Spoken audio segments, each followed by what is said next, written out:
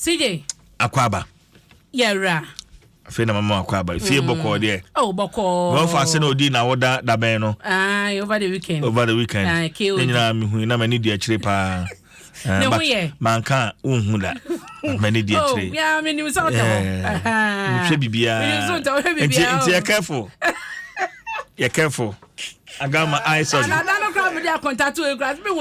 Oh, yes. Yes. Manusia me de. To me shepa. Me shepa. No weekend no ko saying. It was fantastic, right? It was okay. It was okay. Yakwaba. So na me ba no me hwefo yi sa. Now show for no. Oh, nya easy o. Me dru se na ma hwe. Me dru total na ma hwe. Nyame wo ho. Nyame wo ho ai. Bia be fine. CJ. Krata we na edition say. Me daily graphic hair shas. More fire. Na Ghana ehia snene akwan. Eno na ebema oman na tumpon. Enye asore ahodo na enye akandifo na oman hia.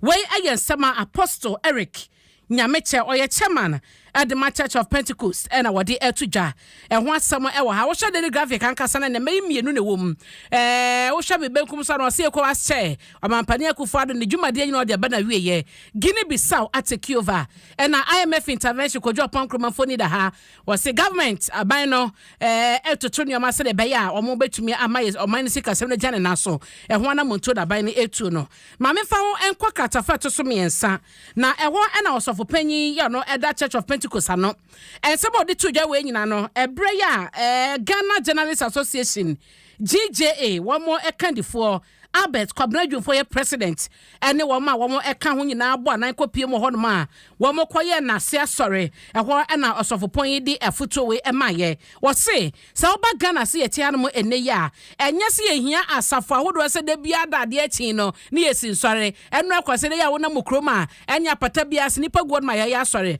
wo se nya asore dodo no na ehia ena nya kandifo se ne mom no kwan ya betumi afa so ana atutene ne anamo no eno ena bema my Ghana ediye na afa no nto pa afra nto se fiti sabre no sayenya nipa ewo man munye de bia na ye de ni besi akandifo so mo nkra na enya kronkron ana so mo bright ne mom no wankasa so a wo yetima muni no wakwan bi wo sesa wonyama ye wo sesa emu na akandifo ni befra ba na eno no ebetumi ahye adane enyomani afuto no so edema ye nyina eno no na se asore ye koso eno de we etudwa edan chanso am de wo katafa etoso adunum na sanitation levy ya ban ehase wo beka ya covid be 50 months mu anie na ban de sanitation levy e ba ye na eno no eye 10 Ghana pesos o de to eye petrol liter ba ko bia so na eno no na opanyin ba ko no ewo eye University of Ghana eye College of Education side ho Professor Martin Otin Ababio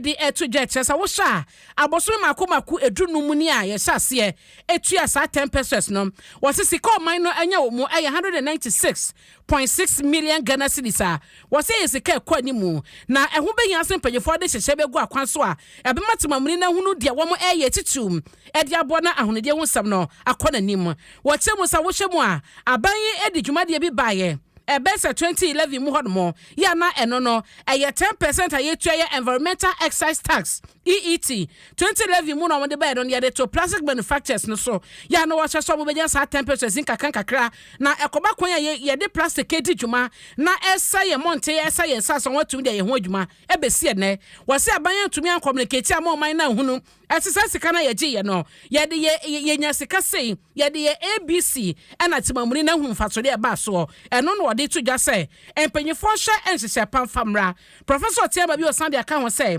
wo hwe efibra Ghana nya ne fa hodie wo beka say tete no ediba bedru ene ya wo mo chese eba no policies esisom de gu akwa fa hunidie ho a emu beso ahane aduasan sia eno man no anya na mo se yemi say ho sa 136 waste policies a o man na nya no akosi sen empepeso be na dru efasode be na dia bro man no wo se kame se sa waste policies nyina no na ebi wod ma enyina ne na so enya papa ya amanyosam so titare bebre no achinti no antumi enyina wo se e wo so man sorry nia hwe kwan pa de ya ho ne die ho nsem be fa so esanse efi emmene oman my joy online abna IMF bailout Akufo-Addo still has confidence in Oforiatta ojo ponkroma no can he say okay okay yate so over the weekend so Gabin so be defend na kama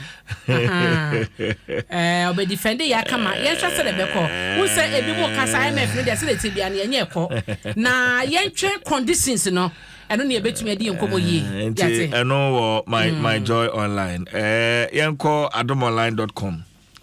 Oh, okay. I know another, but we so say IMF will impose needless hardship on workers. Trades Union Congress and a woman Kano say. Okay.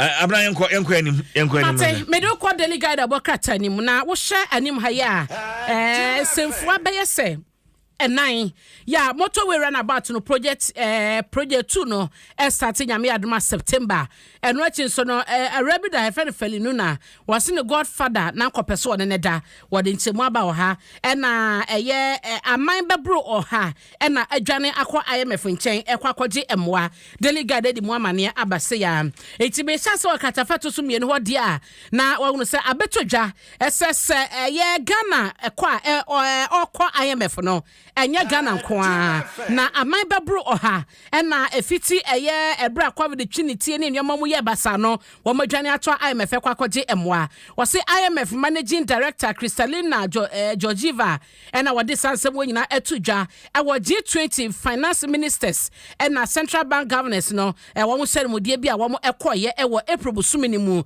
na enoti no wo mo chese CNN so de ho ama ne bokrompo aba ya mama Kristalina eka se IMF no aye ready na wo ma ya hoboa ese wo mo ede hise begu akwanso ma bese $1 trillion de wo mo de ebe power amama hodo no ya wo epe sika bia je de ahwe so mo esikasem ebegina na asom na wo hyemu a wo mo chese ade ensem wo no ode tudwa IMF boss no ebe kan ye se 10 countries so far no wo mo atumi ahye na wo mo saka emergency fund no wo de ho asem betudwa March 2022 ya chese na no fiede ya so ne ye chese Ghana ban enso na nye chemu hono ma wo mo kwakwahye ho totoye na akoso de cartoon bia basije over 100 samba na IMF nti amani nyina salai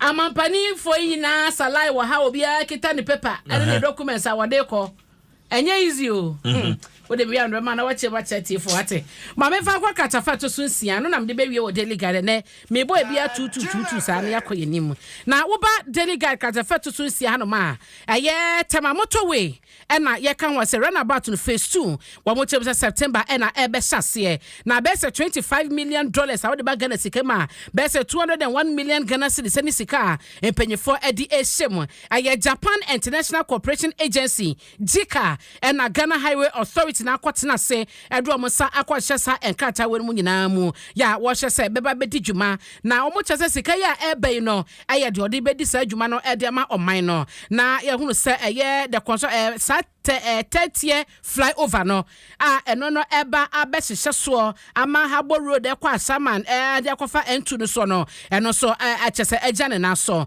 wo hyemu adwumadie na se na ekoso Japan eye June 30th ya wasafo no hwa kwantempo so kwasemu akwata na wono so ede na nigie ene asede mu oden ede ema Japan empanyefo yi eso mahwe atotu sa na mono ede ama oman no wo kyese wo mu di sika no beye adwuma na wo seye no na aboa ama eye akwanyabadie awon potemo no so no agane na so ma me fa won daily guide na minwie. Okay, me don't want Ghanaian time. Monitor, I don't know, 1 minute. 1 minute. And 1 minute. Straight. Eti usha Ghanaian time sa nimu hansoa. Omampani dwumadie nyina no de ba na wieye. Na no ECOWAS chair.